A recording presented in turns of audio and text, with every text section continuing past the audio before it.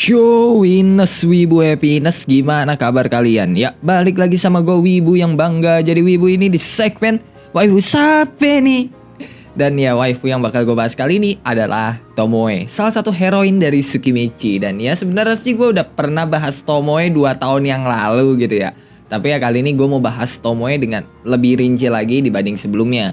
Tapi ya sebelum ke pembahasannya, gue mau kasih tahu dulu, lu bisa gabung ke membership Warga Isekai kalau pengen menikmati cerita original buatan gue kayak Isekai no Shiroi Ansatsu Saga Uji sama Ninaru, The Zero Esper, dan High School DxD, Phantom Ballet. Dan kalau lu belum nonton ya, lu bisa lah nonton dulu secara gratis. Link playlistnya gue taruh di deskripsi. Dan ya kalau lu tertarik, lu mau lanjut, ya lu bisa gabung ke membership Warga Isekai.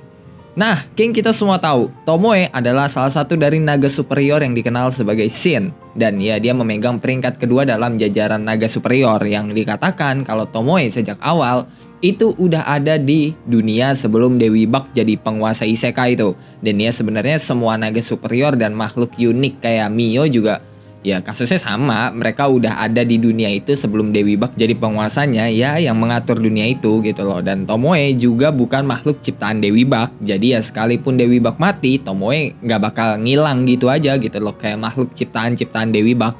Dan di masa lalu Tomoe itu pernah ngelawan Mio tuh, tapi pas gelut tiba-tiba Mio jadi gak tertarik dan cabut gitu aja. Dan ya Tomoe juga gak peduli. Habis itu ya dia jadi naga nolep karena gak tertarik sama dunia. Bahkan ya dia menganggap kalau dunia itu membosankan sampai akhirnya dia ketemu dengan Makoto. Awal mula Tomoe tertarik ke Makoto itu jelas karena ingatannya Makoto terutama saat zaman Edo. Makanya ya dia punya style macam samurai dan ya dia juga mulai tertarik dengan apa yang bakal Makoto lakuin di isekai itu. Makanya dia melakukan kontrak dengan Makoto yang perbandingannya 7-3, 7-nya Makoto, 3-nya Tomoe. Dan identitas Tomoe sebagai naga superior itu nggak banyak yang tahu tuh, cuma segelintir orang aja. Dan ya itu juga orang-orang penting doang gitu, kayak Ruth, petualang asal. Dan ya selain mereka adalah bawahan langsungnya Tomoe yang tahu, contohnya kayak Lime.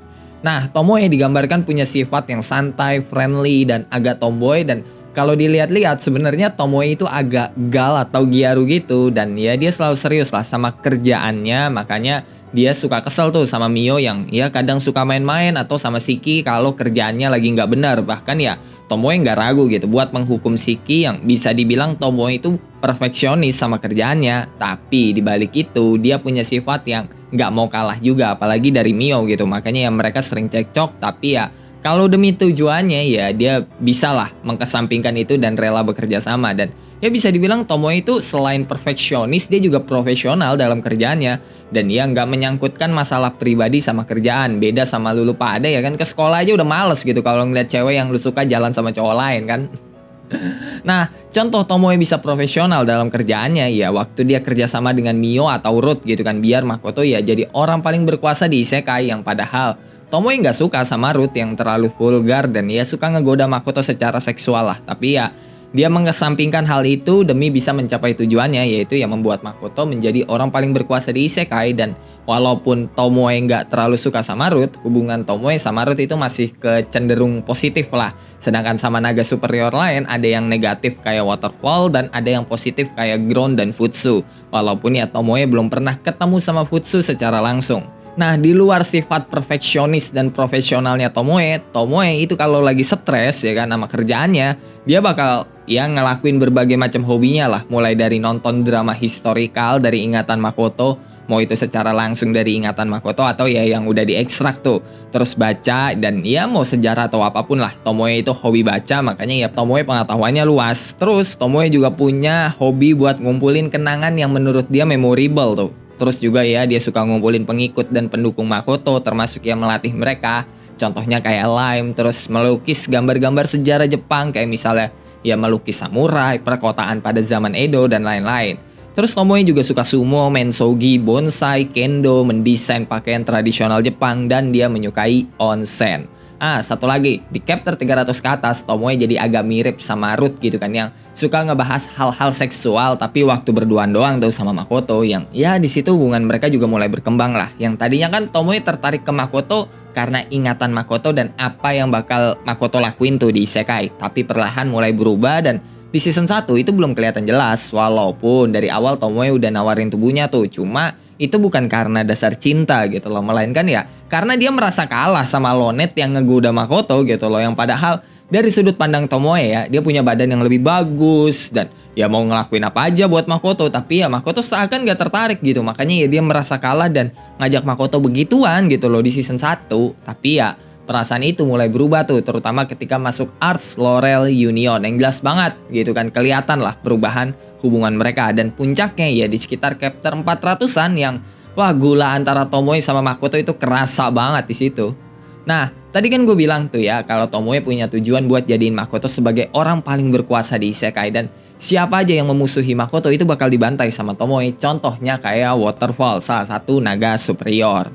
Waterfall adalah naga superior yang ada di Limia yang ngasih saran ke Hibiki buat mulangin Makoto dengan mengkorbankan 1 juta human karena Makoto berbahaya menurut Waterfall. Dan ya Waterfall malah berujung dibantai sama Tomoe. Bahkan setelah Waterfall terlahir kembali ya kan, dia masih memusuhi Makoto dan dia dibantai lagi sama Tomoe. Dan ya begitu terus sampai Waterfall jadi lahan farming XP-nya Tomoe. Dan selain ngebantai Waterfall, Tomoe juga ngelakuin berbagai gerakan di belakang layar. Mau itu yang berhubungan dengan politik, mau itu berhubungan dengan dagang, ataupun ya soal bantai-membantai kayak kasusnya Waterfall. Iya, dia rela ngelakuin itu semua gitu loh buat jadiin Makoto sebagai orang paling berkuasa di isekai bareng sama Ruth gitu loh. Jadi ya siapa aja yang memusuhi Makoto, mereka bakal ngelawan 2 naga superior yang peringkatnya udah jelas, peringkat 1 sama peringkat 2 gitu loh.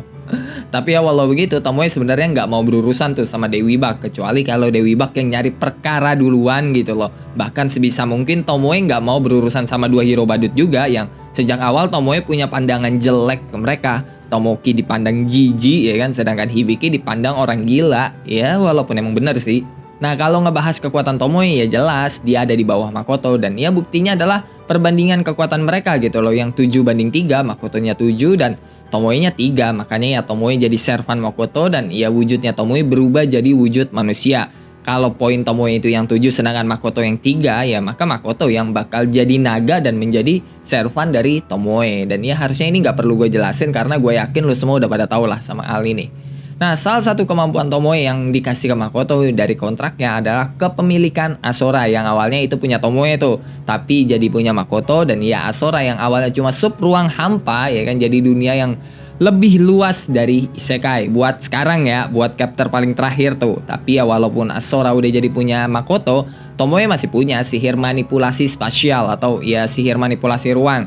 Dia ya bahkan bisa teleport kemanapun gitu dengan skill ini. Contohnya kayak pas penyerangan di Akademi Rosegard, Tomoe bisa ngebawa orang-orang yang dievakuasi gitu kan. Yang iya itu salah satu kemampuan teleportnya. Tapi Tomoe bilangnya itu adalah kemampuan dari katananya, biar orang lain nggak tahu kalau Tomoe yang merupakan servan dari Makoto dan juga sekaligus orang dari Kuzunoha punya skill teleport. Terus Tomoe juga punya sihir ilusi yang sama sekali nggak ngotak gitu, karena ya selama ini kan kita cuma ngeliat kayak ilusi Tomoe itu begitu doang gitu loh. Coba rubah dah sudut pandangnya. Kalau sampai seorang hero dan orang yang punya berkah dewi bisa kena ilusi Tomoe, berarti itu sihir ilusi Tomoe setara dengan utusan dewa dong. Karena ya sekelas hero aja yang punya berkah dewi bisa kena sama ilusinya Tomoe gitu loh. Tapi yang nggak cuma itu doang, Tomoe juga punya sihir yang namanya realistis ilusi murni, yang dimana ini adalah sihir uniknya Tomoe yang sejauh ini cuma Tomoe doang nih yang bisa pakai sihir ini. Tomoe bisa ngebuat musuhnya jadi ilusi, bukan ngebuat ilusi dari musuhnya ya, tapi musuhnya itu jadi seolah-olah nggak pernah ada gitu, jadi ilusi itu sendiri. Dan ya sebenarnya ini lebih ke arah kekuatan mental dan pikiran sih, karena ya semakin lemah mental dan pikiran orang lain ya makin gampang lah kena sihir ini. Nah, Tomoe itu juga punya mode Awaken yang ya dia dapat pas ngelawan Ruth yang ngamuk tuh, yang dimana kekuatan Tomoe itu bakal berlipat ganda dan rambutnya bakal jadi silver tuh. Walaupun ya dia pengennya dapat warna hitam gitu kan biar kayak orang-orang Jepang. Sampai-sampai ya dia juga iri sama Shiki yang dapat mode Awaken dengan rambut hitam, yang saking irinya Tomoe sampai ngebully Shiki tuh.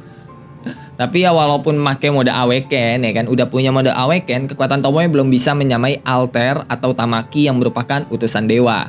Terus Tomoe juga punya skill denyut nadi naga yang dia dapat dari Futsu buat memanfaatkan kekuatan naga seutuhnya, yang pas Tomoe gabung sama sihir realistis ilusi murni, skill denyut nadi naga itu sampai bisa mempengaruhi batas antara hidup dan mati.